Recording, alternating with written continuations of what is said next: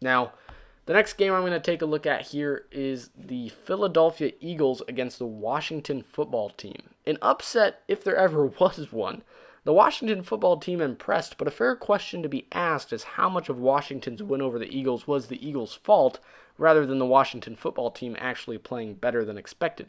Carson Wentz struggled against Washington, throwing 24 for 42 with 2 touchdowns and 2 picks. Not to mention, Wentz had the team looking well early with a 17-0 lead. But let's look at the difference maker here, which is not Dwayne Haskins. In fact, the difference maker seems to be the pass rush of the football team in terms of what aided the comeback the most. I mean, Washington had a combined 8 sacks on Sunday, compared to the Eagles having just 3.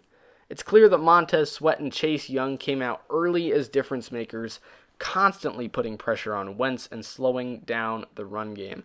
Offensively, Washington managed. They didn't go too far outside of their expectations. Haskins threw for under 200 yards and only threw 1 touchdown, and averaging just 1.7 yards per carry on average as a team.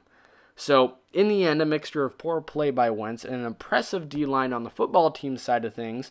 It seems as though this was a win that could have easily been avoided had the Eagles continued to play well throughout the entirety of the game, rather than just in the first half.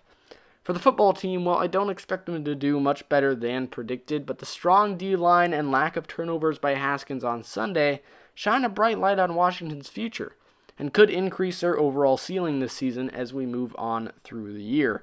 I'm not sold on Washington, but you never know at this point. Over to the Eagles. The Eagles struggled under Wentz and blew a strong lead against an average at best offense. The Eagles simply shot themselves in the foot several times on Sunday through mistakes through the air, poor O-line play, penalties, and the Eagles found success early, so they need to replicate that throughout their Week 2 matchup against the Rams, who will be a tougher opponent than Washington with a solid offense and another strong D-line that consists of Aaron Donald.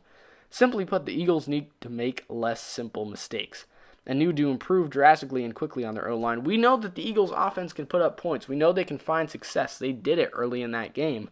But for whatever reason, they fell apart, and they need to find a way to sustain that success through the entirety of a game. I hope to see that next week against the Rams.